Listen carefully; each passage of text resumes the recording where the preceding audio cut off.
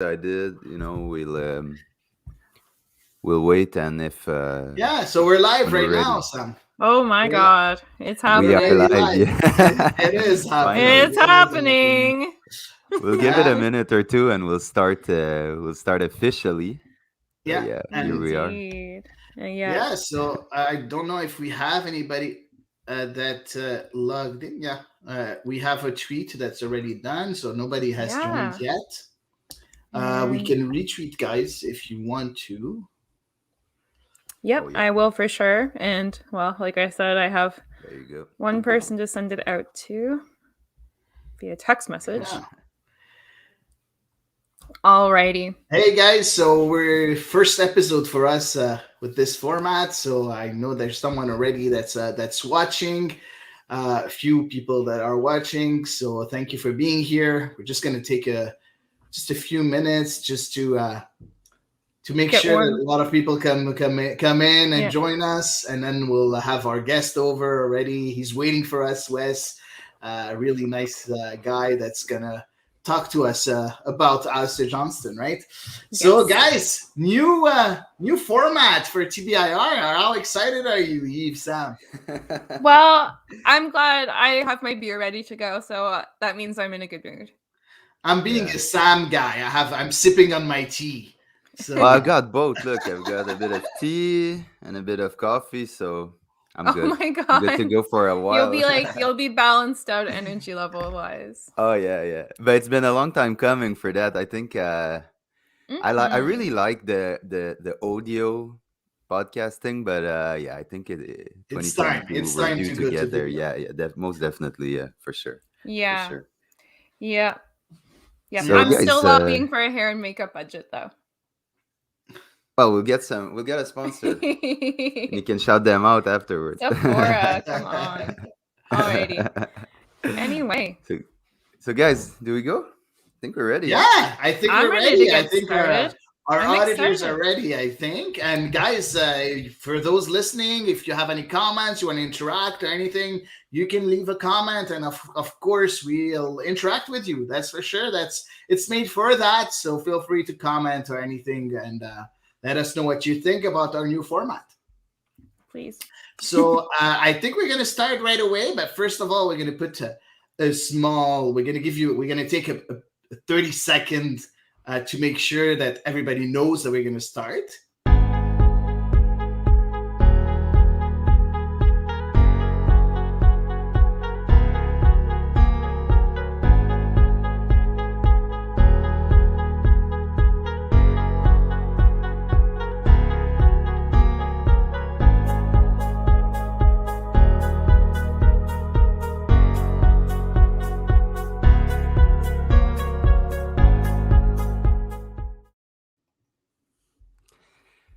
Hello, my friends. My name is Samuel Savvy, and this week on the first ever live show, Wes Bowling, Nashville SC play-by-play commentator stops by to talk their perspective of the Johnston trade. We preview MLS Superdraft and project our own picks. We give our way too early bold statements for the 2022 CF Montreal season. And we got some camp news for Montreal and the national team. That and so much more on episode 63 of The Ball is Round.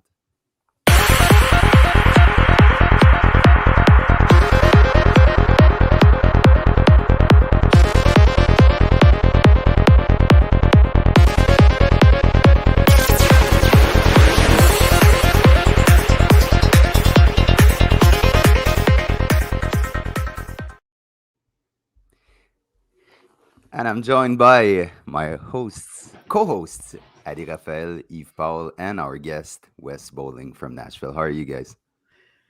We're fine. We're fine. Hey, Wes, so happy to have you on again.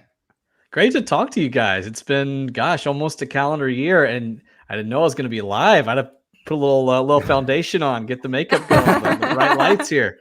This is great, though. It's really fantastic to connect with you guys again. Really glad to it's have you good, man. back. Yeah, we enjoyed our segment with you last year. And obviously, you're a very pertinent guest to have for this particular episode. Yeah, man. It was a shock. I was actually in Quebec having a lovely holiday getaway, a couple hours west of you guys, just north of Ottawa in cottage country up there, when I got a text from my former play-by-play colleague, John Freeman. He said, Alistair Johnston, wow. And I thought, oh, what's going on here? He must have gotten sold to Europe. This is a guy that has that kind of potential. And then see the trade to Montreal. My first thought was, hate to see him go. My second thought was, he's closer to home. Good for him. Good for Montreal. And he's at the best club in the world, right? At CF Montreal. Some think that. Hey, how do you think that? He is at my new favorite Eastern Conference club this season. Oh, nice. Like it. But you know what's cool about that is that we had a lot of guests come on, and a lot of people from around the league really like our club. We're often the favorite Eastern Conference team of a lot of people, so it's cool to hear, man. I mean, you guys sell it well. You're good ambassadors for the club. You're fun to listen to, fun to talk to. But also, I think there's a uniqueness, right? There's a link in Montreal and Quebec in general, right? It's that beautiful blend of the classic parts of Europe and the classic parts of North America. And I think there's a lot to resonate with culturally up there. Speaking from a Nashvilleian's perspective, who's a little biased because I married a French Canadian woman, but still, definitely see the appeal and not surprised by that. Yeah. Nice. So Wes, we'll jump right into the interview because we've got some questions prepared for you, and I guess I'll start it off. Alistair Johnston was never seen as a big prospect when he was drafted by Nashville. He got his chance and he really took it. Can you describe how the Nashville fan base perception evolved along the way since he was drafted on January 9th, 2020? Yeah, it was interesting because the day of the Super Draft, he really played second fiddle for Nashville SC supporters to Jack Mayer, who was the higher pick. He was the second pick in the Super Draft. But then, it made you think a little bit that Mike Jacobs would spend $75,000 in general allocation money to trade up to get Johnston with the 11th pick. What we know about Mike Jacobs, what we knew then about Mike Jacobs was that he knows college soccer really well. He knows the Atlantic Coast Conference, of which Wake Forest is a member, where Alistair played for his final 2 years really well. He coached at Duke at one point. And so, yeah, you thought there's probably something to this kid, but everybody had told us, hey, you're new to MLS. Don't think of the Super Draft like the NFL draft, right? It's more like the NHL, where you have guys who you hope develop eventually. I don't need to tell you guys all this stuff, but I think it was always tempered with that thought of, hey, we wish him the best. He'll probably get loaned out somewhere and we'll see him in a couple of years and hopefully he ends up contributing. Welcome to the club. And then, of course, that perception very quickly changed. Here's a funny story. According to some reporting from my colleague on our show, Club and Country USA, Tim Sullivan, Johnston was actually set to be loaned out to Las Vegas in USL. And, because after those first couple of matches, the world shut down. He's not loaned out because there's no USL play or MLS play going on. And he slowly but surely worked himself into the equation for this club to the point that he started for Nashville SC down in Dallas when it returned to play in the second game. And as you guys know, he didn't look back. He quickly integrated himself into the fabric of this club on and off the pitch. And it's a reason supporters are sad to see him go. Yeah, I mean, when you're growing up and you're in these youth academies and you all often hear the coach say, every day is an opportunity. Something can happen, someone can see you, and that's clearly what happened. You wouldn't have thought that Alistair, with his his pattern, would be sold inside the MLS, and we all know he's going to go to Europe one day. So it's great to see his progression. Yeah, for sure. It is. It's really fantastic. And talking just on that note, just quickly, we talked to Gary Smith about the scouting of Alistair, and he joked with us when we were having that conversation. Well, I take all the credit in the world, of course, for finding him. And he laughed and said, no, of course, it was all Mike Jacobs. They're actually on a scouting trip to go watch a couple of other prospects. And Alistair was on their list too to check out, but there were other people they were going to watch. And Gary said, look, I'm going to trust Mike Jacobs, Nashville SC general manager, on this one. He was really hot on Alistair because of his versatility. And, well, we see what happened. That versatility has led him to be in a prime spot, not just now for Montreal, but also for the Canadian national team. Well, you're leading me right into my next question. So Johnston has mainly played as a right back, right, for Nashville in his first pro season, but he's developed into a right center back where we've seen him blossom with the national team. But knowing what you know about Montreal, where do you see him fit into our back line? I think he could hold down both of those spots, in that 3-5-2, 3-4-3. He has really, though, blossomed as that right center back. In the second half of the season, he became such an asset, as I think Nashville, Gary Smith said, look, we're going to take our best 3 defenders and put them in that back line. And then, he has the ability to still go up and overlap and be aggressive from that right center back spot. I think I see him as a massive upgrade over a guy, with all due respect, like a Joel Waterman, who has potential, but is a bit of a liability there. He has the ability to be a steely defender at that right center back spot, but the ability still to overlap. I think I might see him there a little more than I see him at that right wing back spot, the way that Montreal plays with the Broguillard, who there's so much space between those positions. If you look at an average position map, and, they spread the pitch so very well. I think it's a really good opportunity to have a more attacking minded right center back, a la a Sheffield United, right? And get him involved a little bit and close down some of those massive spaces and create a catalyst. The one thing he doesn't offer necessarily is the ability to put in a pinpoint final ball. I think, the crossing ability in the final third is something he still needs to develop, but my gosh, the track record he has shown, the growth he's shown, I have no doubt he has the ability to develop that part of his game. I think he'll be a really good two-way type of right center back, if you will, for Montreal. But again, if you need to put him at right wing back and let him roam the pitch, I think especially if he does develop that ability in the final third, watch out, Toronto, he's coming. And apparently he's not a huge Toronto fan, as we learned from his first press conference, because he was overlooked by their academy. So he's already talking the talk for a good Montreal player. Well, it's so funny. He was overlooked by so many people too. Put Toronto on the list, but his own coach was talking about him in an interview. I've got it in front of me here from when he was drafted. Again, my colleague Tim wrote a piece and interviewed him, and the coach said, "Look, we had him at central midfield, and honestly, he wasn't really factoring into our plans. He was fine. He's a depth player. We put him at right back, and he flourished. This is a guy who you can call him a late bloomer, I guess, in the youth setup, but now an early bloomer, I guess, in terms of a super draft pick making good. I think he's come into his own and is really, really having a good time, showing a lot of people why they maybe shouldn't have overlooked him. Yeah, he's definitely silencing a lot of critics for sure. And speaking of kind of how he's come into his own, Montreal has paid $1 million of allocation money over 2 years, so $750,000 plus $250,000, as well as a sell-on percentage for a future sale, assuming Alistair Johnston does make the move, because he was also granted, of course, an improved contract with Montreal. So, do you get the sense that Nashville was fairly rewarded for the amount of work they put into Alistair's development, or has Montreal still gotten quite a bargain? If it's possible, I think both clubs got a great deal, potentially. I think that, you guys know every player in soccer has a price on his head where you just have to sell. And that price is a lot different, obviously, by player. I think Nashville would have really liked to have had Alistair around. Obviously, he's not a distressed asset. He's a guy that they I think had good plans for.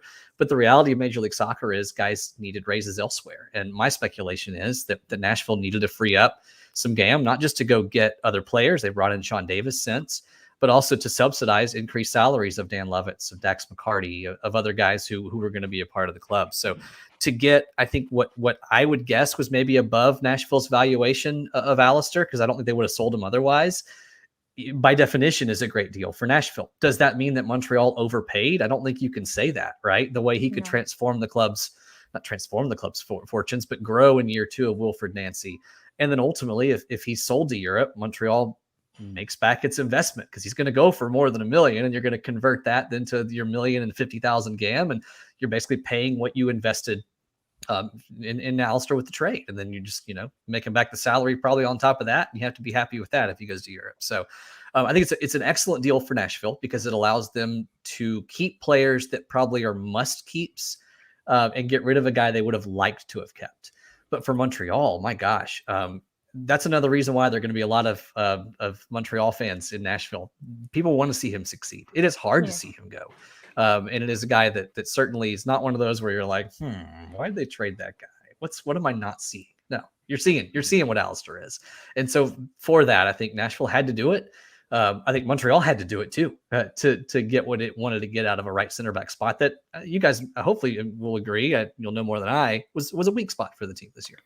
It was, yeah, definitely at times for sure. I think Joel Waterman did grow into the position as the season went on, but I do agree that Alistair Johnston would be coming in with a bit of an edge on that spot. Of course, all remains to be seen in preseason. But no, definitely, I have to agree that it kind of feels like a trade where everybody has come out happy. Plus, Johnston gets to play with, of course, his regular partner along the back line, Kamal Miller. Oh my God, I hope they're not roommates all the time. They go way back. Alistair talked to us about that when he was first breaking Yeah. into the Canadian national team. He's like, yeah, I know these guys. And when Nashville played Montreal, that was the subject he talked about, is that he was doing a lot of friendly banter, which you'll hear a lot of out of Alistair. He's not afraid to mix it up in a respectful, usually way. Yeah, it's a great move too for that familiarity that he has with so many of his now teammates. Yeah, I'm sure John Herdman must be pretty happy as well. But, speaking of, because of course it's not an insignificant amount of money within MLS for an intra-MLS trade, $1 million in allocation money. So there's going to be a lot of pressure on Alistair's shoulders when he comes here. He's not going to be treated with kind of the same patience necessarily that you give to a rookie or a young developing player, and not as much room for mistakes. So do you think Alistair Johnston has he developed enough to be able to handle that?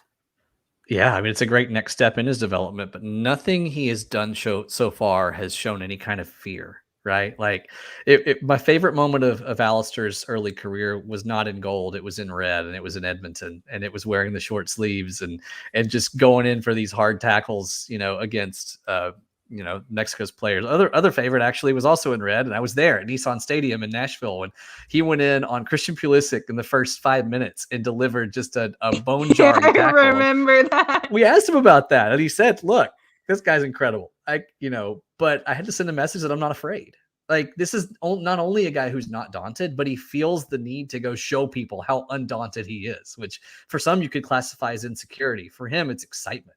I think again he has all the motivation in the world to show people why he shouldn't have been overlooked, but he doesn't carry that out in an angry way. It's liberating to him. And I think going to Montreal, being in a place where he's lived before and being in his home country, being closer to his family, being closer to his national team setup, this is all good for him. And whereas a lot of players would feel pressure, the reason that he's worth the $1 million in GAM is because he's the type of player who doesn't. I've joked about him before, and this is a flattering comment. He's too dumb to know he shouldn't belong.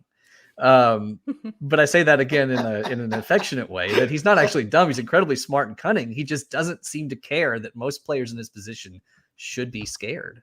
Going up against Mexico and a couple of massive qualifiers, you kidding me? I'd be running the other way. He relishes that challenge. And as a center back. Right, exactly. And as Teka, and then up there in Edmonton, it was funny. I was at training when he returned from that Canada-Mexico match, and he was wearing in 40-degree Fahrenheit, so 4 or 5 degree Celsius temperatures. He's wearing more clothing in training than he was up in Edmonton, and that minus 20, because you had to make that statement, right? He was showing off, man. He was. So he's that great mix of a Nice. guy who is very confident, but not to the point of being cocky or complacent. And it sounds like folks in Montreal are already falling in love with him. That's justified. You'll only continue to. Yeah, I think he's going to be a really fast fan favorite for sure. Already in his presser, he had so many funny answers, and it was really, really nice. I'm enjoying, I enjoyed his first press conference with Montreal, so I'm sure I'm going to have a lot of fun during the whole year. Now, Wes, you did talk about the money, the 1 million allocation money that you're going to spend, mostly on new contracts, keeping players like Lovitz and McCarty and, players like that. But I'm pretty sure $1 million is, quite much, right? So there's still a portion of it that you might choose for something else. Is there a specific need for Nashville SC for a specific position that you need? Because you do have Hani Mukhtar, so you don't need that many players, right? Yeah, I mean, and I'll start with the qualifier that I'm going to use. I'm going to use one of my favorite tactics, which is therapy language here. I think, I feel, I know. These are I think and I feel. This is not I know. I'm not sitting there with a direct.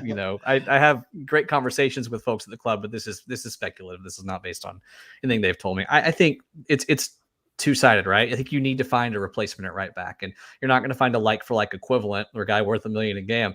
But if you can get somebody who has the steely resolve of an Alistair at right back, or the versatility to go right center, I don't think Eric Miller probably is the starter there year round. I think he's still a good complementary piece, as strong as he was later in the year.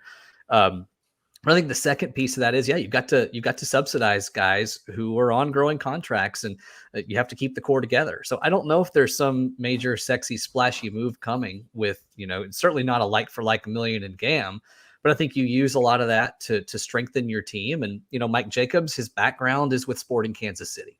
And he learned under Peter Vermes, and he learned there. I mean, their record signing Pulido, didn't happen until a couple of years ago. They never spent close to that at that point. Yeah. I think he might have been more than all their transfer dollars combined to that point. I think I read somewhere. Don't quote me on that.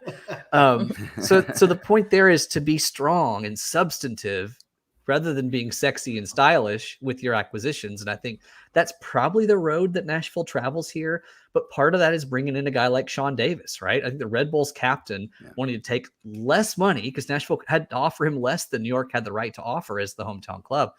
He came. He was drawn to Nashville to be a part of this group. That's going to still cost money to subsidize the contract of Red Bull's captain when he comes down to Nashville. So I don't think there's one place you spend this money. I think there are a few places you use to shore up the team. It's depth right now, except for right back, where I still think there could be, and I hope there is something left to come. Yeah, I hope so too. So right back, so you said that Eric Miller cannot take that position. Maybe someone from the draft. Maybe they can pull out another Alistair Johnston from the Super Draft tomorrow. No pressure. It's possible. No pressure. How do you turn a $75,000 GAM acquisition to trade up into $1 million again? I don't know. But if there's somebody who can do it, it's Mike Jacobs, and it's this group that intimately know college soccer. I don't know. Their pick's 26th in the first round. So unless they're trading up quite a bit, they have to trade their whole draft probably to get into that Generation Adidas territory. But we'll see. And Miller could do the job. I don't think he'll be asked to, but if he needed to in a pinch, you've got Dan Lovitz, I know who you guys know well, who can maraud down that left channel and be your more attacking option. And Miller shows up on the right and is consistent and stable.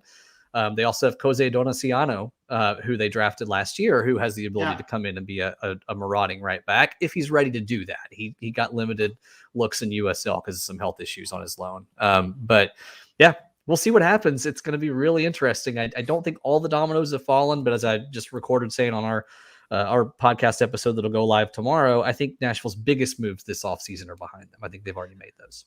Oh, wow. Okay, nice. Now, Wes, I want to ask you one last question because, we did talk about Alistair Johnston. I'm pretty sure that a lot of our colleagues talked about him, and we talked about his what he's able to bring on the pitch, what he's able to bring as a leader in the back line and everything.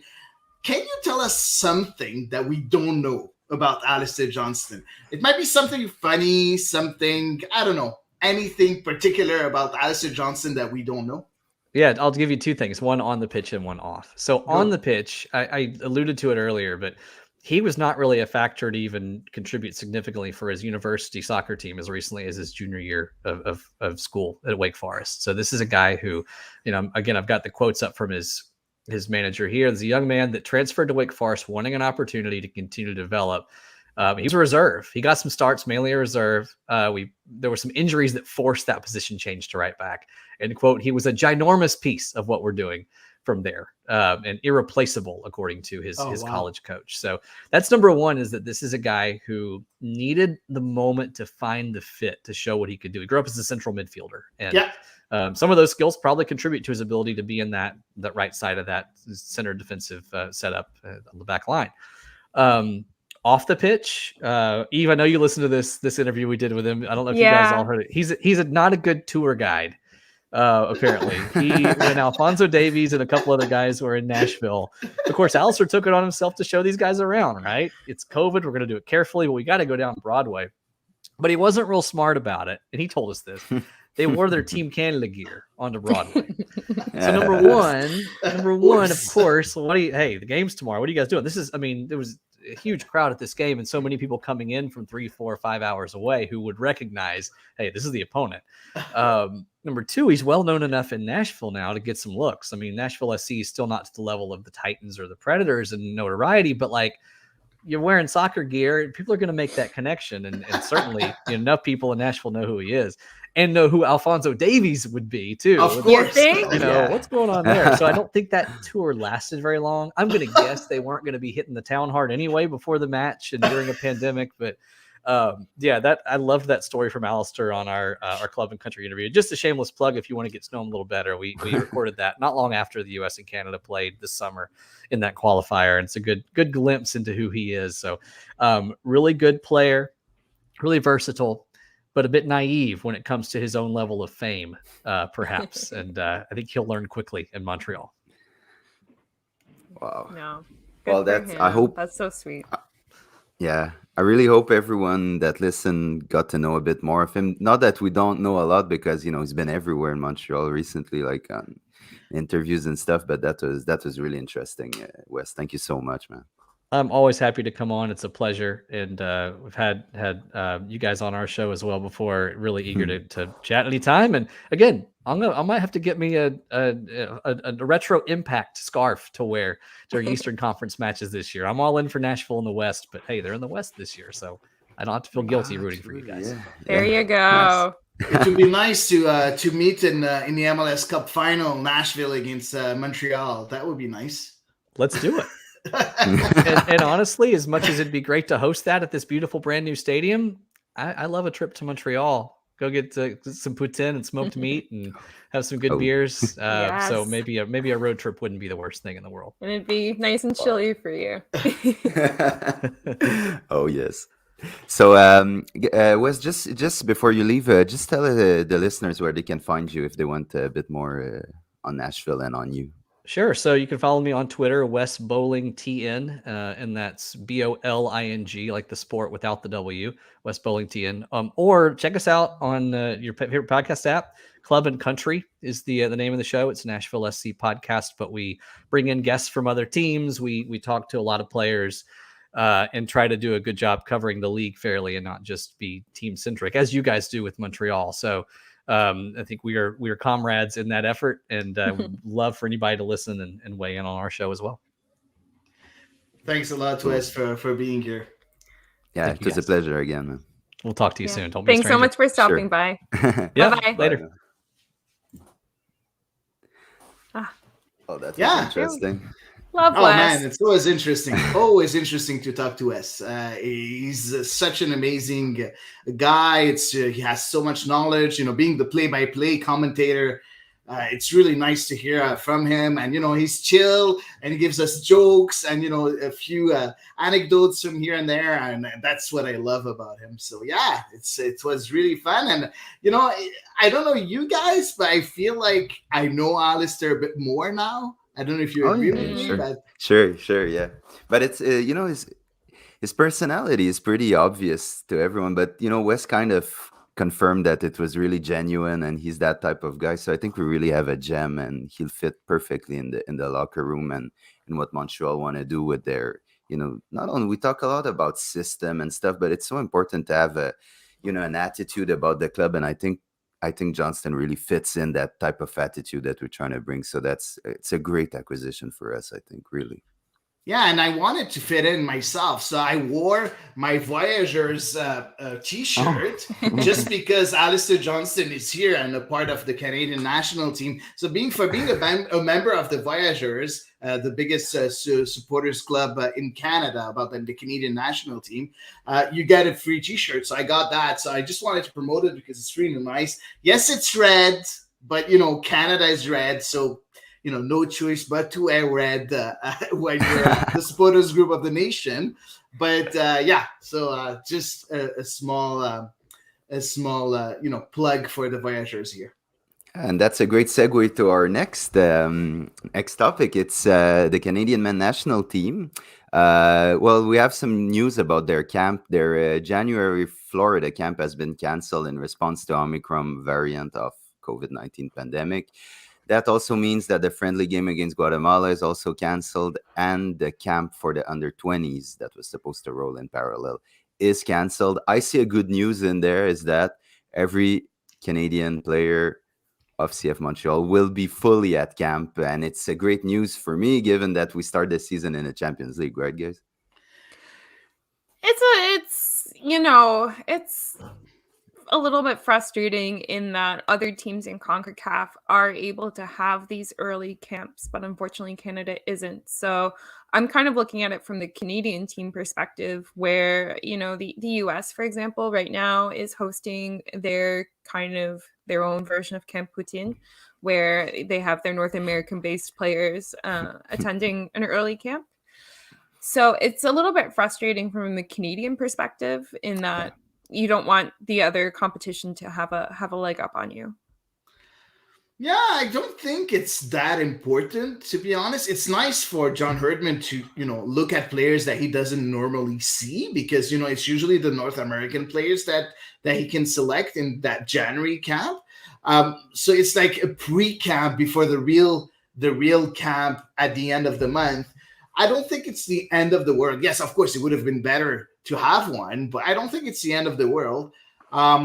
Knowing what's nice for Montreal, and if you look at it from a Montreal point of view, the players are going to be here in Montreal until the 24th or something like that. So they're going to be able to train within the teams. It's going to be better for the team to have everybody here for everybody knows each other, but still, some sense of cohesion. Maybe with Nasi, start to work with the players, physically to get them ready for everything. So everybody's going to be on the same level before they start the season and before they go with the Canadian national team and come back.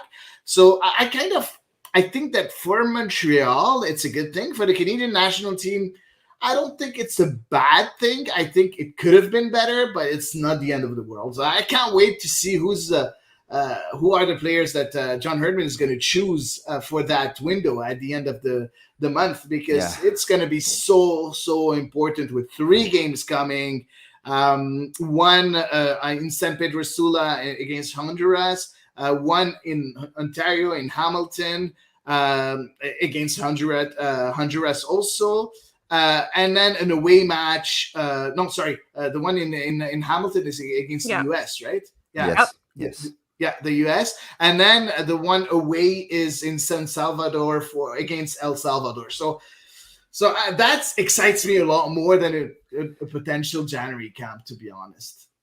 Yeah, and if I look at it a bit selfishly, I'll bring you to my question: how important it is to have the Millers, Johnstons, Piet, Pantemis all at camp, at the exactly at the start of camp for us. It's crucial because I think these guys are going to, Miller, Johnston, Piet are already leaders in that group, and to have them from day one at camp, it's so important for me, given that we're going in that big Champions League game against, we all know, Santos Laguna, so I think it's even more important in that situation, So I definitely see your point. And you were talking about Georgie. He's with the Americans for their camp. Their camp is in Arizona, if I'm not mistaken, and it started 3 days ago on the 7th of January. Afterwards, the US, they have their games against El Salvador, Canada, and Honduras. A big portion for them too. It's going to be interesting to see if Georgia is selected for these games or if he was just there for camp. Do you guys think that he could have an impact in this US team? I think he can have maybe an impact as a squad player, not more than that. He's not going to be a starter in that team because there's so many good players in that team, in the national team, in the US national team. The only thing is that I think that if you look at the squad with the eyes of Greg Berhalter, I think you have maybe on the 23-man squad or 26. I'm not sure how many players are going to be in the squads now. If you're going to still continue with the COVID regulations with 26, are we going to go back to the 23-man squad? But if you look at it, and you're like, you know that you're going to have about maybe 17 or 18 names that are already decided by Greg Berhalter. So you have 4 or 5 names, and that camp, the January camp, is going to give an idea for Greg Berhalter to see who are going to be those remaining 4, 5, 6 players that are going to be chosen. So I think the camp is going to be very important for Georgi Mihailovic to prove himself as being a permanent member of that squad, or at least to get at least a call up for those 3 games, because we're sure with 3 games, most of the head coaches are going to use the whole squad. I doubt that there will be one player left behind and not playing any minutes. Maybe a goalkeeper for sure, or maybe 2 goalkeepers, yes. But I don't think a squad player will be left behind and will not have any minutes. I'll doubt it very much. I would say the one thing going against Georgie for this particular window, or at least a big factor, is the fact that he's not in season form. Because obviously the European-based players who will be the starters within the squad, they are in full form compared to, when we have a summer competition where it's kind of the opposite. And I know for sure, he got called up to train with Bologna, and I'm sure, knowing everything we know about Mihailovic, he's such a fierce competitor. I'm sure he's been keeping in really, really, really good top shape off season. But there's still a difference, when you lose those tactical, natural, just little synchronicities that you pick up in the course of a season. So I think that might be a big disadvantage for him in this particular window. But it's also it's important that he's still in the conversation for Greg Berhalter. Yeah. And if you look again on the Montreal perspective, he's not going to be at our camp, but it's great experience for him to be around these great players that the US have, because they have a very good squad. So when he's going to come back, I think he's going to be in full form and ready to go. So that's great. And just a little reminder, Georgie has 6 full international caps for the US, scored 1 goal, and it was on his debut back in 2019. Guys, anything else to add on Georgie? No, we can't wait to see him back. I just hope that he was able to fully recover and to rest after a very tough season last year where he played a lot. And he went also for a camp with Bologna, and now he's going with the US. So I hope we're going to get a Georgi Mihailovic, 100% of his capabilities and fully fit for the beginning of the season for us, because we need him badly. Yeah. One thing I'm sure is he won't be lacking in any motivation. I don't think it ever happens for this guy. He's always running. Always running. Oh, yeah. Fantastic. We had some news, just a quick news about Montreal's camp. Montreal will run their camp from January 12th in Montreal at the Olympic Stadium. And they've invited 30 players to their camp, and 3 academy players have been invited. Wingers Jeremy Omeonga, born in 2002, Gabriel Antinoro, another winger, in 2004 he was born, and midfielder Matteo Schiavoni, born in 2005. Man, that makes me feel so old when I'm reading these things. And the camp will take place in Montreal until the 27th of January. Then they will move to Orlando and Fort Lauderdale before starting the season in Mexico. We all know that, in round 1 of the Champions League. And there was I like the little part at the end of that statement by Montreal. Said the players selected in tomorrow's Super Draft will be added to the training camp roster as well. So we can assume that we will be selecting players tomorrow at the draft. Well, you never know. The drafts are a crazy time. Oh, yeah. But I'd be surprised. I think they always do, they trade sometimes their picks, but there's always 1 or 2 that are selected in the later round. So, I'm pretty sure there's going to be someone that is going to join the club. I think this year it's going to be different. I have a feeling that this year they're taking they're taking the draft very seriously. So really I was listening to the interview that Vasily Kremensidis did with Joey Alfieri, and definitely mentioned that there were probably some missed opportunities for Montreal in the past, notably Alistair Johnston, to cite one of many examples.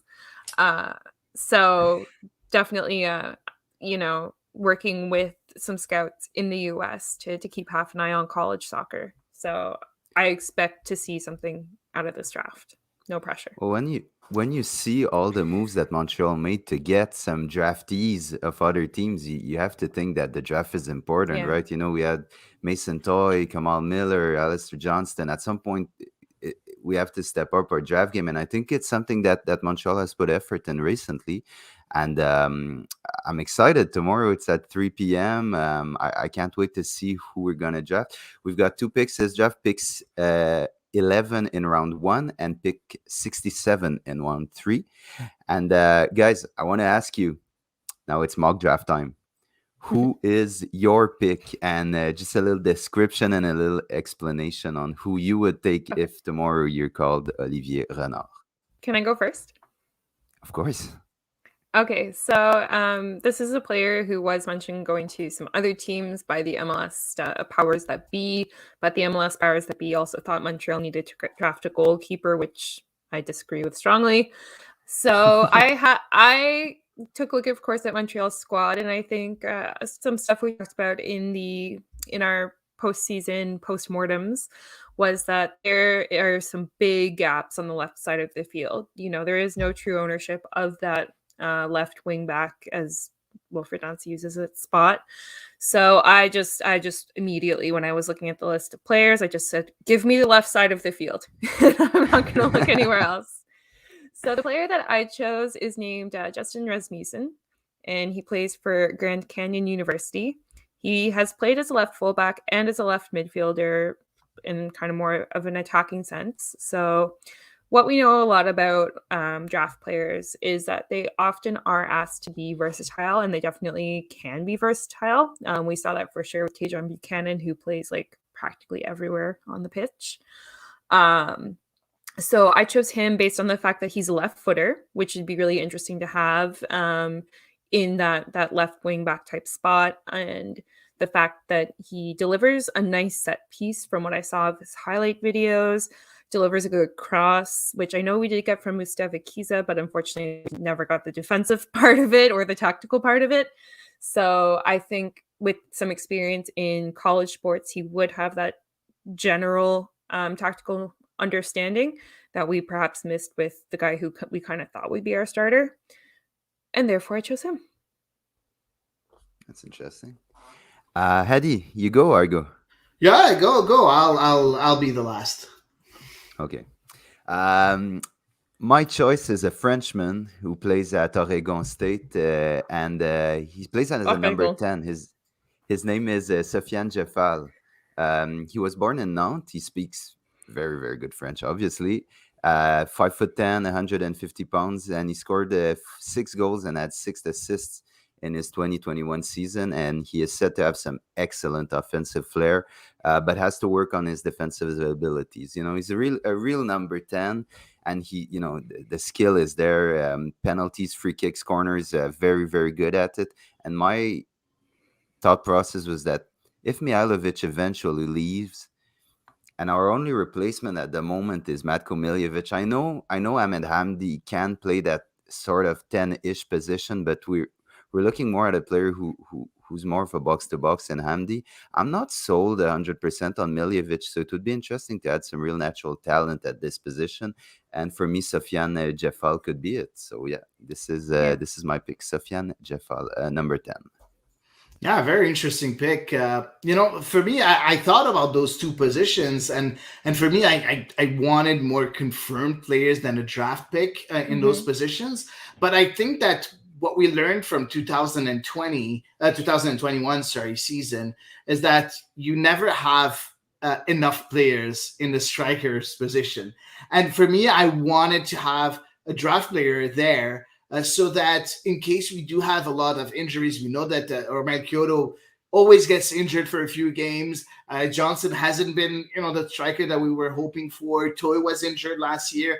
And if Wilfried Nancy wants to go back with a 3-5-2, because at the beginning of the season he was going with a 3-5-2, then he switched to a 3-4-3. I would love to have some depth there at the striker's position. So my choice, I went a bit like Sam. I went to the French side. So he's a French player. His name is Théo Colon. He's a striker at the University of North Carolina. He's 21 years old. And I talked with one of my ex-colleagues, Florian Boger, from a French college soccer fan that's an expert in college soccer.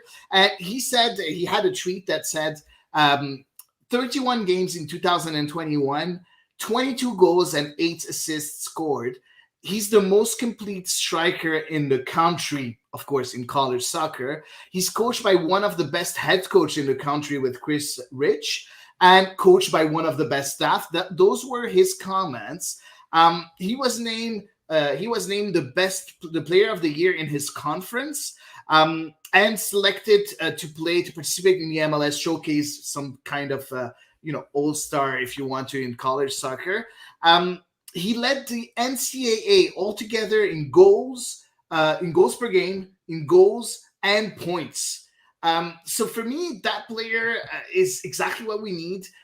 This kind of player, he's not going to have the pressure to be a starter right away. He's going to have to learn the game and get 5 minutes here, 10 minutes there, 15 minutes there. And then maybe like Alistair Johnston, he'll blossom and he'll get his place, or he'll be the next Cameron Porter. He'll score that goal against Santos Laguna maybe, and give us a win against Santos Laguna. So it's the kind of player that I really chose. Of course, I thought about Montreal's own Preston Pop also. Yeah, that thought crossed my mind. Yeah, and I wanted to congratulate Tristan D'Amour, our guest that usually comes here on The Ball Is Round, who wrote a great article on Preston Pop for the Canadian press. Really interesting to have a Montreal native come here. Maybe in the second round, we'll have Preston Pop we don't, because we do the third round. Have a second round. Yeah. The third round. So yeah, there's still a chance that we get Preston Pop later. But yeah, for me, it's Theo Colon, just to get that extra striker up front and make sure that we do have depth in that position. And just to shout out Tristan, he did talk about Alistair Johnston's brother, who's drafted eligible too this year. So I doubt we see him in Montreal, but that would be a pretty cool story too, I guess. Yeah, for sure. They slipped on one Johnston, so maybe they won't make this twice. You're right. So that's it for the draft. We'll see if we're bullseye, guys. But I think we've got some pretty good players on our radar, and it's gonna be very interesting to see what Montreal do tomorrow. I get the impression that the 2022 class is like not a bad class at all of players for the super draft. Yeah, no, it looks like a good one. So maybe we'll have a player that can slot in, and we'll have one draftee that is really, really good. That can't really say yet that we drafted so well in Montreal, but times can change, And so talking about Montreal, we're going into this very big 2022 season, and we just wanted to play a little game right now, guys. I wanted to ask you your way too early bold statement of the season. But when I say bold, I need something like, don't say Kyoto scored 10 goals, please, okay? I need something really bold, and we'll write it down. Scores 10 goals. I'm so sorry. That wasn't very nice. I'm so sorry. You're allowed. You're allowed. But knowing Eve, I'm pretty sure she's going to say 15 players will get injured and we won't have enough players to play a game or something like that, Oh, you wait. Yeah. So who wants to start? I started the last segment, so... Okay, I'll go. Your turn, Sam. So my bold statement of the season is Champions League success will lead us to missing the playoffs. And, when I came to think about this, the depth of our squad has always been an issue, right? And last year we saw it mostly in the Canadian Championship, in which when our depth was tested, it was very difficult. We grinded out victories away against CPL teams, and not in a good fashion, because we really underperformed badly.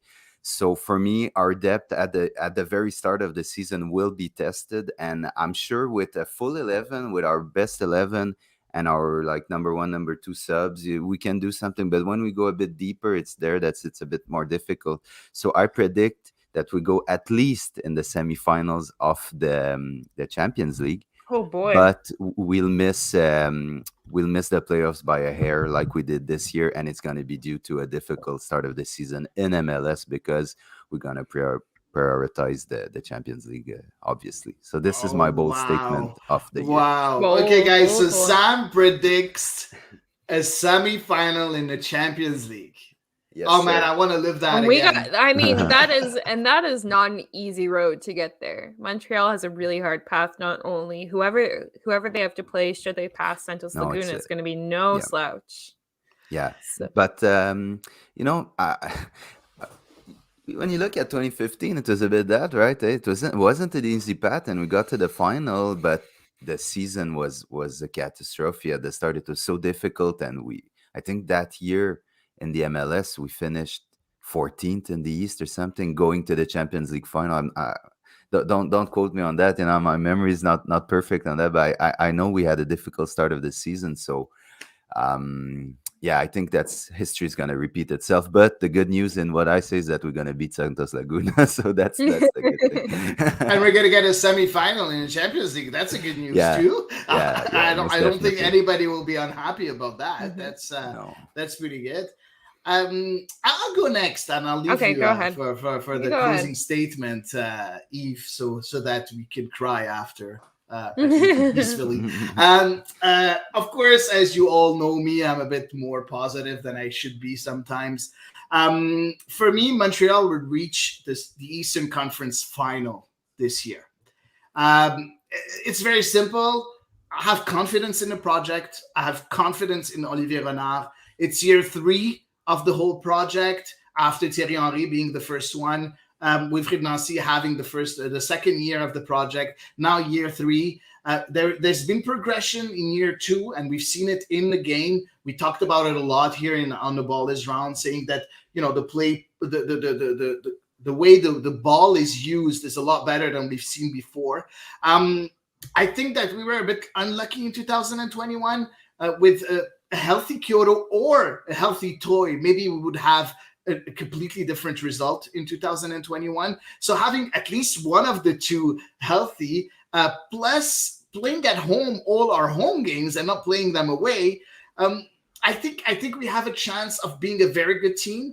I talked to a lot of people around the league, and we talked about, we heard Alistair Johnston in his presser saying it's one of the most enjoyable teams to watch. So when you see players say that, and we talked with a lot of our guests also that say the same thing also, for me, it's very positive. Yes, of course, it is a bold statement. I'm not saying that it makes sense. It's just bold. I wanted to make a bold statement, but I have confidence that this year is going to be a good year for CF Montreal. I think players have grown and have learned Nancy's way. So I think we're going to surprise a lot of people this year and go to the Eastern Conference final. But I don't think we're going to have a lot of success in the Champions League. That's the other point. So exactly the opposite of Sam, to be honest. Okay. I thought a little outside of that. I said, okay, my bold prediction is Montreal is going to really struggle to fill the president position that is still vacant following the departure of Kevin Gilmore. Obviously was pretty acrimonious feeling by many fans after his departure. And it looks like an uphill battle for whoever takes that job. So Montreal is going to struggle to fill that job. And as a result, Joey Saputo is going to return and do some hands-on management as president/owner. Of course. Like what you guys expect from Eve. Of course, something negative. For sure, it's gonna be something negative. That is like my pretty much. Yeah, I gotta say, like I was. Honestly, I don't even feel like it's that bold of a statement, though. I feel like it's exactly. It could be anything. As I said earlier, it's funny. I'm the positive guy. Eve is the negative girl, and Sam is exactly neutral in the middle. And you can see it with our bold statements that we're exactly that. So that's what I like about the Ball is Round. Although Sam said Montreal would miss the playoffs, so that's pretty bold to Sam right there. Yeah, but he's neutral because he He's a said a little more neutral semifinal, territory, yeah. a semifinal Yeah. in Champions League. So he balanced it out. You didn't yeah. balance anything, and I No. didn't either. No. My feeling is what it is. Sorry, guys. Sorry, listeners. Guys, we have a little question that came in. It's from Patrick. He asks us if we miss the playoffs, what happens to Renard? Oh, that's a good question because I mean, Olivier Renard will be in the third year of his project, whether or not you want to say, gosh. I'll go with a bold statement. He's out. Okay. As simple as that. Oh, yeah, for sure. He's fired. Oh, yeah. But he's at the end of the contract, right? He only has 1 year left, right? So that's he won't be renewed. That's for sure. That's for sure. He won't be renewed. They gave him a contract for 2.5 years or 3 years, exactly for that, because they want to see results. Now, as I said a bit earlier, we've seen improvement, but we're not there yet. So we need to see. I'm pretty sure Joey Saputo wants to see significant results this year. So yeah, for me, Olivier Renard will be out, and maybe Wilfried Nancy too. Yeah, significant results, Wow. but on a shoestring budget. God love him. No, I don't disagree with you, Hattie, at all. And part of his mandate as well was to sell players. Players who come in on a free or for a very low transfer fee. And we know that Louis Banks did make the move to Bologna, even though that transfer fee is very mysterious and up in the air, and I think something under the table. But other than that, really, we're pretty optimistic, for example, that Alistair Johnston will eventually make a move to Europe, and we're pretty optimistic. I think we could see Kamal Miller getting some looks in as well. Some of the players that, have Olivier Renard has brought in, but, when it comes to, say, the more international signings, which are kind of your more splashy moves any day of the week, I don't see Joaquin Torres making a move to Europe based on what I saw from him last season, for example. No. So, yeah. Yeah, no, I don't disagree with you, Hattie, that, unless there's a $5 million transfer fee coming down the pipeline. Yeah, exactly. I think when I say significant results, I think it's on both the field, on and off the pitch. So on the field, making the playoffs would be a good thing, and off the field, at least selling one player and getting money back. That's the second thing. So we need to see both of these things, I think, this year, or at least a better, a more significant result on the pitch, let's say the Eastern Conference Final, like I said earlier, that would, of course, seal the contract of the extension of the contract of Olivier Renard and Wilfried Nancy, But if we don't see those two subjects, answered or completed, then unfortunately, I don't see Joey Saputo, giving the contract extension for those two. Hattie, what's your opinion? Say if Olivier, one of, just for the sake of reality, one of Olivier Renard's signings. Let's say one of Olivier Renard's signings does get a transfer move that is, a not insignificant amount of money. Do you think even if Montreal were not to make the playoffs, that would buy him some time? It all depends on the improvement. If we have the same kind of year as 2021, if we don't see an improvement from 2021 to 2022, I don't think that a transfer fee will be enough. I think, and they said it at the beginning of the season. I don't know if you guys remember, at the beginning of the 2021 season, we asked, the journalist asked Olivier Renard, what is the objective? So making the playoffs is an objective. And the first answer for Olivier Renard was of course we want to make the playoffs. We always want to make the playoffs. But as long as I see an improvement, making the playoffs is not exactly what I'm looking for. I want to see improvement in the way we play. And we've seen that improvement. Now, this year, it's going to be a bit different. I think that we need to get that playoffs position. It's the next step into the project of Olivier Renard.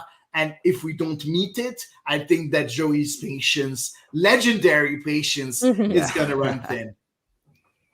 That's interesting, man. I just want to correct myself when I was talking about the Champions League. It was 2014, the Yeah. horrible season. 2015, we did make the playoffs, but 20, we I was started like, the 2015 was a pretty big No, year, it was a good Sam. one. Yeah, I got it mixed up. But we had a terrible season in 2014, but we started the Champions League season Yeah. in that calendar year. So yeah, but the 2015 start of the season was a bit difficult, but we recovered really well afterwards. So thanks for Patrick pointing it out on the live chat. Thank you, man. Yeah, so I think we can move on, guys, from our bold statements.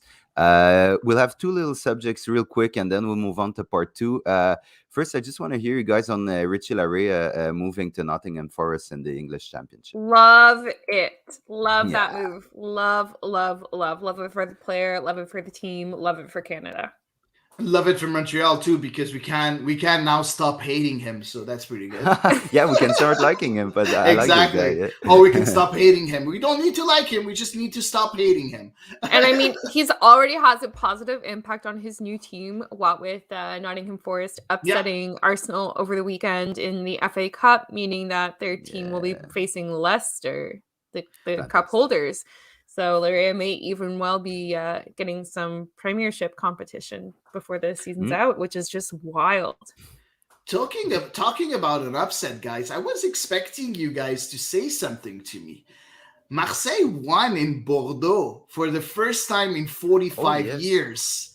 45 years we haven't won in Bordeaux, and we just did on last Friday, 1-0. I'm ecstatic. At last, it's done. Bordeaux is gonna crumble and go into League 2 this year, I'm pretty sure. I'm very happy. Wow. Life is hard.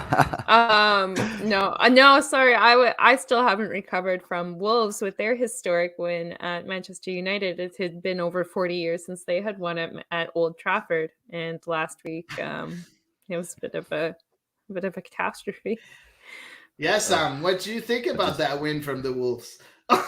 Oh man, I don't think much of Manchester United these days, man. And I was talking about that with one of my friends, who follows the Premier League a lot, and that was well, I still say I'm a fan, but I don't identify to that team as much as I used to before. So it kind of helped my passion for Montreal too, because I have mostly plays for one club in my heart, so now it's a lot of Montreal. But I still follow Manchester United, but I'm a bit disappointed with what's going on. It's so unstable, and it's a bit all over the place for a club that was the symbol of stability and success for so long, and seeing them in that fashion is a bit difficult. But it's I'm a bit detached now. But they won today in the FA Cup, so it's all good.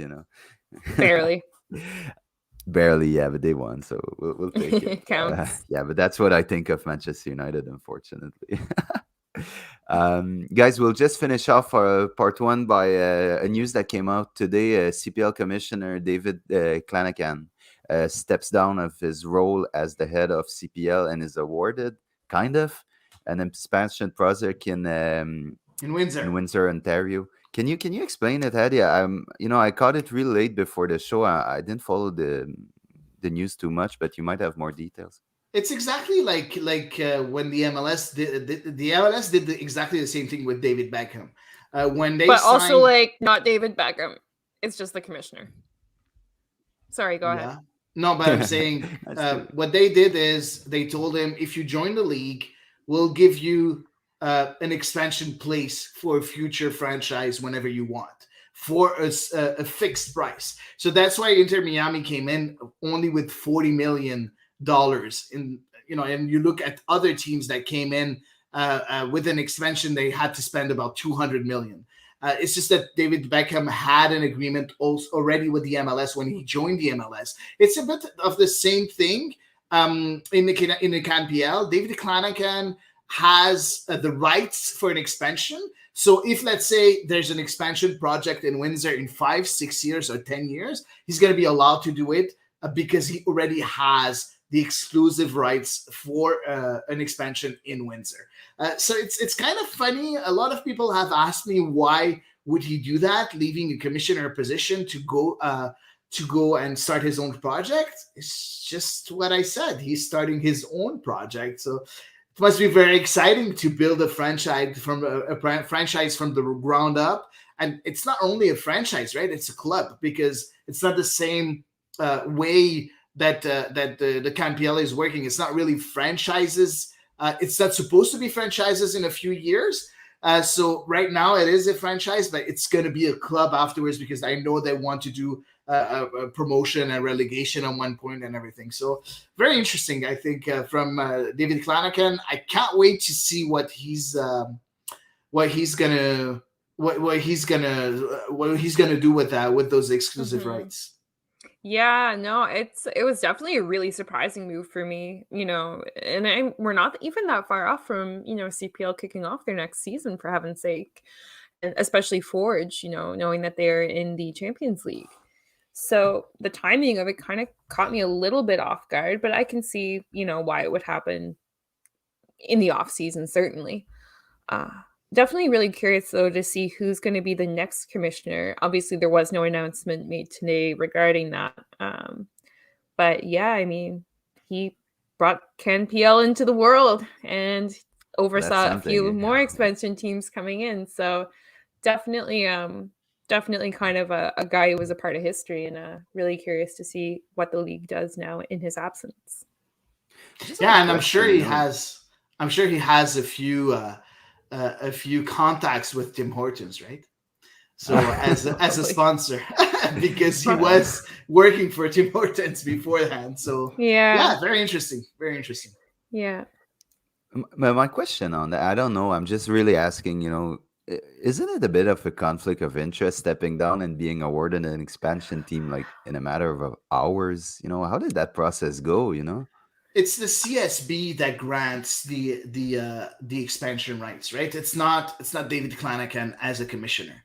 Now, of course, he has some pull for sure, because he's been a commissioner of the league. That's for sure. But we can't say that it's a complete conflict of interest, because there are other people that have to approve the expansion rights.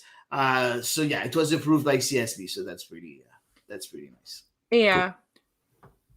So I guess we'll know a bit more, in the weeks and months to come. But it's an interesting move, and if I see it positively, because the CPL is growing, and that's what's more important. So, but a lot will be down to who's gonna be appointed next as commissioner too. So for sure, I hope they're willing to recognize unions. No pressure. Oh, I really hope too, but that's a whole. That's far-fetched. Yeah. I'm gonna start lobbying. No problem. I'm just gonna do it. Really sorry. All right. So, guys, I think we're done for part one, unless you guys have something else to add. No, I think we're all good. I think it's time for part two now. Yeah. So let's go. I'll get us up and running here with social media. Dun, dun, dun. So as always, got 5 tweets of the week. I'm going to post them here on the video stream for those of you watching. And of course, I will read them out loud for those of you who might be tuning in, on your regular platform. So our first tweet, I'm going to translate this one, comes from Alain, friend of the pod, at J'aime le soccer. He said, I know we think that the attendance or the trend is better over the past 2 years. I want to believe it as well, but we finished 9th in 2019 and in 2020, 10th in 2021. At a certain point, you got to win. Moral victories are for Timbit soccer. And I think kind of this is a little bit what we alluded to earlier as well. What do you guys think regarding Alain's point on there's got to be a result sometime real soon? Oh, man. Go ahead, Sam. What? Man, he's right. I know that we're always like analyzing the process, and maybe we have some rose glasses, like some people say, but sport is wins. Whatever you do, you have to win. So he's right. He's 100% right. But I think in the way that our club is, and with the budget we have, with the structure that we have, I think you got to manage expectations to some degree. Exactly, but it won't happen. Drogba happened. we had some success, It but was that's I beautiful. don't think that's the way we want to go. We need to build a structure that maybe we didn't have, so it takes a bit of time. But Remy Gard said that to us, so now we got frustrated a bit. It didn't happen. Now Henri comes and I prays for patience. Be patient with me. I'm doing something. Leaves after a year. So we've been No. promised. We've been promised a long-term, success in a sense Mhm. by a lot of people, but no one really fulfilled it. So I get what Alain's saying, because we're always back into the same wheel. But I think with the structure that we have now, we might be going there. But you guys kind We of gotta be answered it. patient. Yeah, you got to be patient, but you guys kind Oh, of answered it yeah. to Patrick's question. If we don't get the results, maybe one day Renard and Wilfred won't be there anymore, and we're starting all over again. So patience has a price too, and Yeah. I don't know. I think Alain is right, unfortunately. So shout out to Alain. He's often right, this guy. Yeah. You know what? Is he right? Looking at numbers is something. Whenever you go on Transfer Market, whenever you have we went on. I don't understand why there's double standards. Okay, we look at Bjorn Johnson. We went on Transfer Market. He scored 15 goals every year, everywhere he went, and we saw him in Montreal. He didn't. He scored only 2 goals. So when you look at numbers, they can be interpreted in many different ways. Yes, we've been 10th in 2021. But guys, the win against Orlando, if we had won that game, we would have been fifth just on one game. Oh man. So Yeah. saying 10th, I it's hate not- that though. there's- No, I hate that. No, If we had, if. but it is. Okay, if you're 10th and you're like 20 points from the playoff line, I That's completely depressing. agree. Yeah. I completely agree. But I'm sorry, we are 10th, 2 points away from the 7th place. So I'm really sorry. So for me, looking at results as the sacred Bible is not the way of looking into sports. This is not the way I look at sports right now. Right now there is progression, whether you want it or not. Now, where I agree with Alain and I agree with Sam, and I said it earlier, 2022, you don't have a choice. It's at minimum the playoffs. Mm-hmm. No other choice, because it's year 3 of the project. It's where you're supposed to reach, an objective. And the objective has always been be a better team, build the foundations. And we were able to build the foundations within the organization, on the pitch with Wilfried Nancy in 2021, and now it's time to get results. So now I agree with you. At the end of 2022, even if we miss the playoffs by half a point, you'll be completely By goal right. difference. By goal difference, you'll be completely right. 100% you'll be right. So all right. Wait and see. Wait and see. More patience. Fair enough. Alrighty, moving right along. We have our next tweet, and this one included a video. Unfortunately, I can't play it because it is just a screenshot. But it's by Maxime Cardinal at Maxime Cardinal, friend of the pod, tweeted, "Come home, beautiful man." And it is including a video of Safir Taider's beautiful wonder strike of a goal in the 2-1 loss to Olympia in the Champions League in 2020. The last game Montreal played in front of home fans prior to everything kind of locking down. So this came after Safir Taider came out and, informed everyone that he had ended his contract with his club in Saudi Arabia due to the fact that his salary was not being paid. And, he does have many children. Well, yeah, he has a large family, and definitely the expenses that come with that. And he's currently found himself now, as a result of the dispute with his former club, not playing, not earning any salary, obviously very much wants to play again. He's missing out on the African Cup of Nations right now because he's not playing. He wasn't, therefore Algeria wasn't going to have any interest in selecting him. And of course, at the rate things are going, he's probably going to miss the World Cup should Algeria qualify. So he did an interview with Jeff Teotonio from La Presse saying that he really, really wants to play and he'd love to come back and play in Montreal. And we know that Maxime Cardinal is a massive Saphir Taider fan. He does usually wear his Taider kit 2 matches, and he's even named his cat Saphir. So he's a big fan, to say the least. Nice. Yeah, so what do you guys think? You stole my answer. You stole my answer. He already has a Saphir at home. He has his cat. But yeah, no, it would be nice to have Saphir back. But as I thought you were against player. Comebacks. Yeah, I am. But like, if he's back for $300,000 a year, why not? But I doubt he'll accept such a contract. You know, I have a lot of thoughts on this. First, I've seen a lot of people criticizing Saphir for leaving, you know, for money, kind of, when they said that his move was for that. But you know, you have to think that these people have the professional athletes don't have a lot of time to make a lot of money in their life, you know, working in what is their 100% expertise.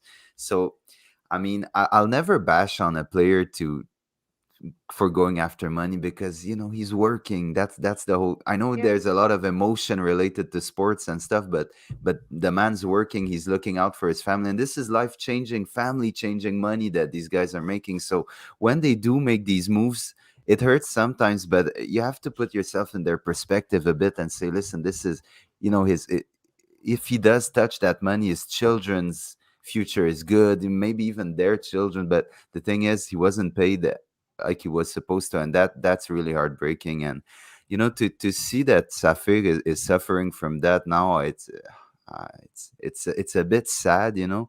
But now come back to Montreal, you know, I wouldn't be against the idea, but not in a big salary like he used to do, not like in a DP Not a spot. DP. And you know, maybe what would be the best, you know, the idea is to grow Ahmed Hamdi into a very good player. If Saphir accepts to be maybe even second fiddle to Ahmed Hamdi, or to you know, to rotate with him, big brother him. You know, we know that Hamdi only speaks Arabic, so that would be great for Ahmed Hamdi.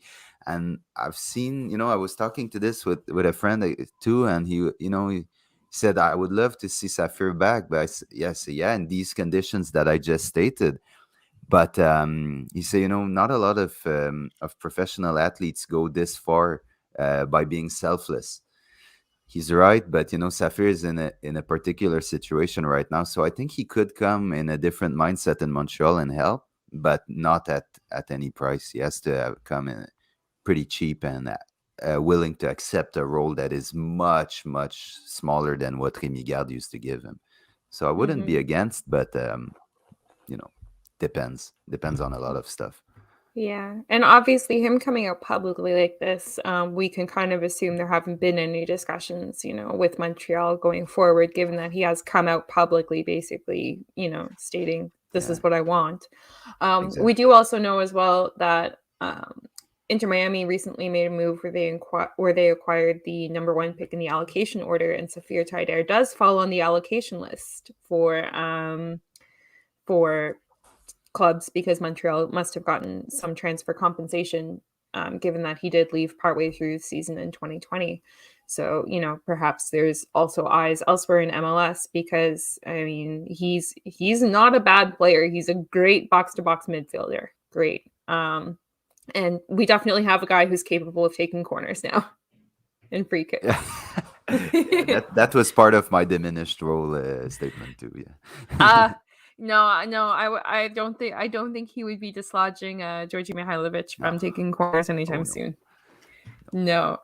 Yeah, so anyway, no, definitely really interesting. I'd be curious to see if anything develops, if there are any secret talks behind the scenes and whatnot. But yeah, we'll see.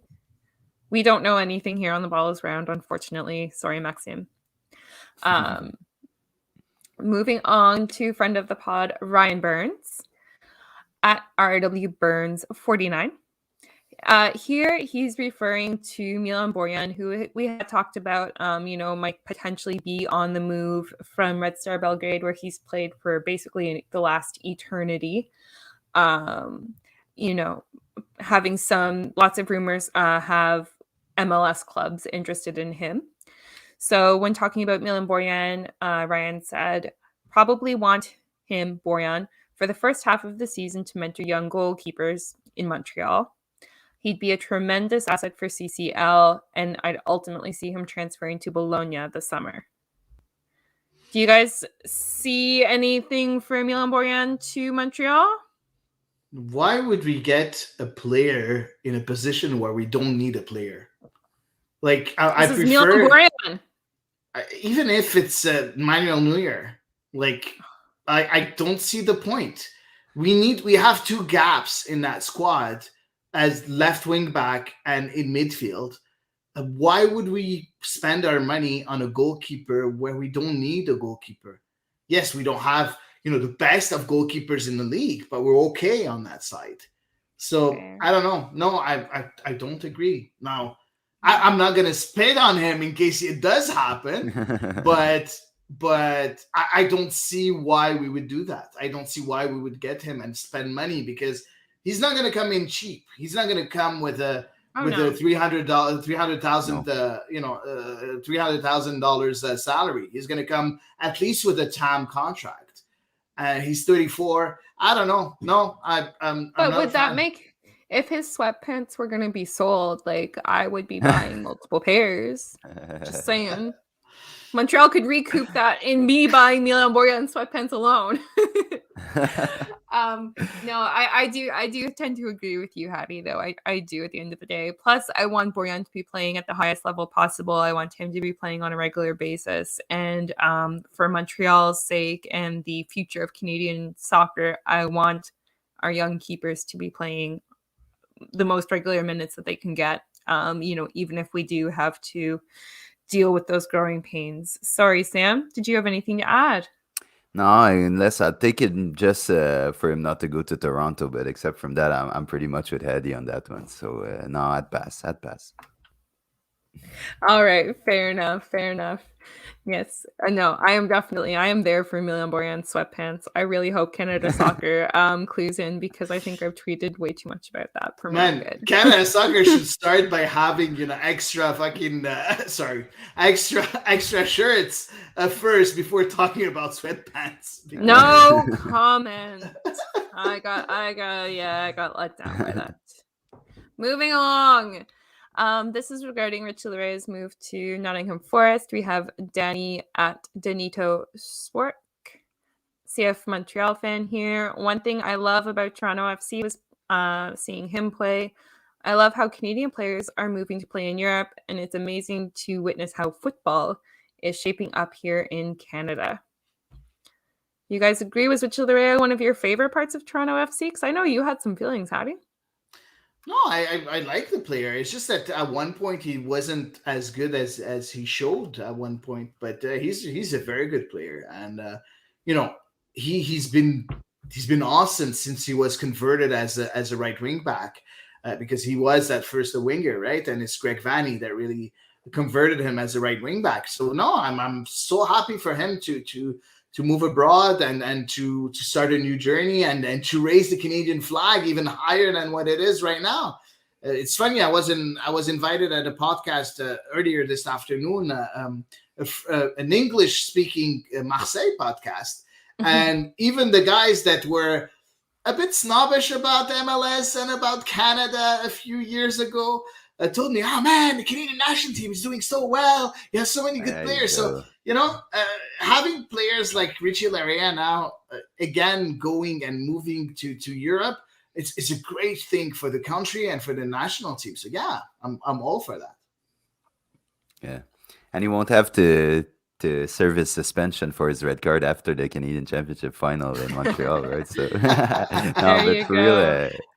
for real, it's good to see. And Laryea, what's crazy is that his option was declined by Orlando when he used to play there, and Toronto picked him up as a free agent, and now he's off to the championship it's great. I love these late bloomer type of stories, and he's one of them. So all the best. I think he's gonna do well in the championship. He's shaped for Yeah. that type of league because he has that a bit of that nastiness that you need in that league, and he has that offensive flair too. Good defensively, I think he's got it for that. So I will see. And Nottingham Forest is doing pretty well too. So Yeah, they're maybe we ninth can on the see him in the table. playoffs for sneak in sixth and a bit of playoffs game. Best games of the year, the playoffs in England. So that's my wish for him. Join the club. So moving right along to our last tweet, we have Simple Guy at NDA_Montreal. Starting to get antsy about CF Montreal 2022. No news about new president. We also let a bunch of players go and announced only one new signing. I believe he was referring specifically to Alistair Johnston. He said, need bodies that can help us forward. Yeah, he forgot Corbo too, but Yeah. two signings. That's the first thing. But we're in Montreal, right? People are impatient and they want to see signings. We see other teams, and of course, our bitter rivals signing a big name, and we're like, why not us? Why not us? And I completely understand that we need to see other players coming. We need to see a clearer picture. But guys, like, the training camp started today officially, but today it's only physical tests, so it's not really the first day of the training camp. Tomorrow there's the super draft, and then Wednesday, that's where it's the first day of the training camp, knowing that the first couple of weeks it's never much in a training camp. It's not very important. It's only physical stuff and stuff. So I don't know. I'm not that impatient, but yes, I agree with Simple Guy that we need other buddies. That's for sure. And I'm pretty sure that we're gonna see other signings, because yes, of course, and we talked about it a few times already in this episode. There are some gaps to fill, and I'm pretty sure that if we can see that, Olivier Renard can too. So let's wait and see. Fair enough. I Sam, echo, nothing to add. I echo. Yeah, Eddie, you summed it up. 100%. You summed it up pretty decently there, Hattie. I gotta say. Thank you. No problem. And with that being said, that wraps up social media. So, Sam, I believe you are taking over our final segment for the evening. Yeah, yes, our final segment is Who Said That? And I'll just leave a little blank for our listeners on podcast on the podcast, so they can have our intro for that. So for those who don't know, Who Said That is a little game that we play. We gave a quote out, and you have to find out who said that quote. And I'm giving you a little piece of a little hint. They're all managers in my. Okay, managers. So, thank you. Thank you for that. Or coaches, managers or coaches, but they said that. Okay. At the moment, I'm warming up my brain here. Yeah. So you guys are ready? Yeah. Number one. So this man was answering to journalists about what he asked his players in the dressing room before the game, and he answered, desire, hunger, and a lot of times I use the word horny to my players. That sounds Who would like that be? Sounds like an Italian, maybe. Should I repeat? No. I heard it the first time. Don't forget that you have to say your name in order to say the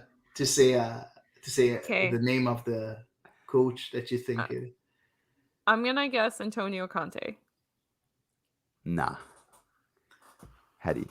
I'm going with Roberto Mancini. Negative. Were we even it's in the Louis right country? Van Gaal who said that. No. It's who? Yes. It's who? Louis Van Gaal. Oh, really? Coaching Manchester United. Yes. Nice. Oh. Man, it's so tough to do it. Wow. Okay, so they have to be horny. You know that as a coach, he was like a general and very, very, very strict. So there was some restrictions about sexual. They weren't allowed to have sexual intercourse within there are a few days where they're not allowed to have sexual intercourse with their wife or whatever. So he was very strict about those rules. So it's funny that he says That's you're it. horny. You're literal. Yeah, exactly, and yeah, but I've heard that a few times. Like some coaches would say, 24 hours before a game, nothing of that. It kills your adrenaline Yeah. and stuff. So no, he was one of a kind. But I liked him at Manchester United. He was quite a character. But yeah, it was in his time at Manchester United that he said that. He brought us Marwan Fellaini. A Yes, gift exactly. to football. Sorry. We're going to the second quote, guys. This man was answering the journalist about the availability of a player because his wife had just given birth. So he answered, Okay. why wouldn't he be available? Yeah, but he didn't have the baby, didn't he? Unless he's breastfeeding, he should be all right. Oh my god. Who said that? Hadi, Jose Mourinho. Nope. Yeah, don't that know was why. actually that crossed my mind. I'm like, who seems really chauvinistic here? Probably This is single, breastfeeding. probably childless. I don't think he's childless. He might be. I'm not. No, he isn't. He isn't. I will pick. Oh God, I really don't know, man. Zidane. No. No, I know he's very Family Guy. No, so let me pick somebody else. Oh, we Sorry. can get a second. Yeah. second Well, guess. I'll give you a yeah. little, Give me a second shot. I'll give you a hint if Okay. you want, guys. Okay. Which one should I give? Was he a player before being a coach? Yes, he was. Okay. He was a player before, but he wasn't the manager of that squad Of at the the moment. team that he was played for. he was a first team coach, like an assistant coach. Okay. When he was interviewed and gave that interview. You know what? I will guess Pep Guardiola. No. That is the guess I'm committing to. Hadi? I'm just wow. An I don't know, assistant man. coach. At the time. Carlos Queiroz? Arteta? No. Okay, Should who I is give it? you it's No, Roy it's- Keane when he was with the Irish national team. It's okay. You know Oh. what? Whenever Sam does who said that, think Manchester United. Yeah. No, and you know what? Roy Keane is like, there's only one thing in the world, and the one thing is football. So that makes Yeah. sense. Yeah. Yes, exactly. So move on to number 3. So he answered a question about a journalist who asked him, at what moment did you think about this tactical like innovation or stuff? So he said, I started out the team last night lying in bed with my wife. When your husband's as ugly as me, you'd only want to talk football in bed. Oh my God. God love him. So definitely not to Zidane in this case. No, Zidane is Can a you good repeat? looking Can you man. repeat the handsome. sentence? Can you repeat it? Yes, he said, I sorted out the team formation last night lying in bed with my wife. When your husband is as ugly as me, you'd only want to talk football in bed. Oh, I feel really mean with my guess because, well, I mean, what he said was pretty self-deprecating. I'm gonna say Big Sam. No, but you're hot. I'm You're in the close. neighborhood. Yes, you are. Moise. No, but you're Even in the same Moise is neighborhood. really nice. Mark Hughes. No. Roy Hodgson. My mom has a Could crush have, on but Roy no. Hodgson. You Don't guys ask are me so why. close. It's like you're almost on it. What's his name? The bald-headed guy. No, is he bald? Sean Dyche? No. No. Is he bald? No. He's Oh. Sean Dice is like a ginger. He's red hair. I can give you a Okay. hint, guys. His son played in the Premier League and was actually a really good-looking guy. It doesn't help me. Man. Oh, what's his face? Redknapp. Yes, exactly. Nice. Harry Redknapp. Nice. That's Harry Redknapp's quote, guys. Okay, yeah, I can see that. Good for him.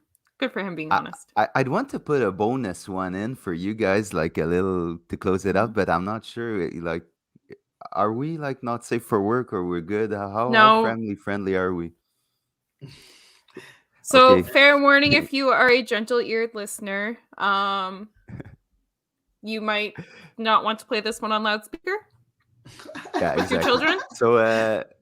So the game is I'm gonna tell you the quote, and it's one of these three guys that said it. Okay, and it's either Louis Van Gaal when he was coaching Manchester United, it's either Roy Keane when he was playing for Manchester United, or it was Harry Redknapp as a pundit for that particular game on that day, and it was Manchester United against Arsenal, and this Oh, that's person fun. was replying to the incident in which the French player, I forget his name, the French player who had long hair had pulled Marwan Fellaini's hair.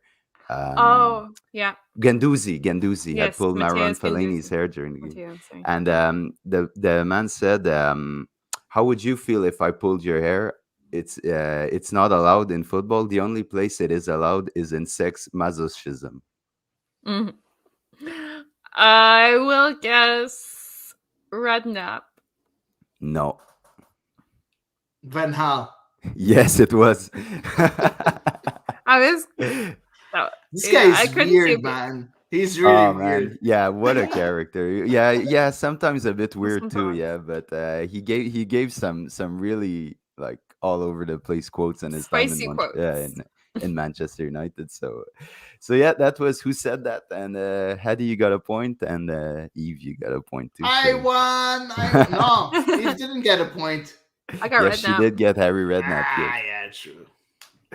So yeah, there we go for who said that. We're done, guys. Thank you so Yeah. much. Yes, I think we're done with the pod today. Yes, I know. we are. We were pretty timely. Yeah, Yes, I hope yes. I hope everybody liked our new format, the video format, and they liked interacting with us. We only had one question, but feel free to ask more questions whenever you want to. Yeah, sure. So, guys, I really hope you liked the show and the brand new format. It's been a long time coming for us, like we said. So we hope all you listeners really enjoyed it. Big shout out to Wes Boling for stopping by and CanFC for the platform. And biggest shout out to all of you who listen to us weekly. And from Yves Paul, Hedy Raphael, and myself, Samuel Savvy, have a great week. And we catch you Sunday for another episode of The Ball is Round.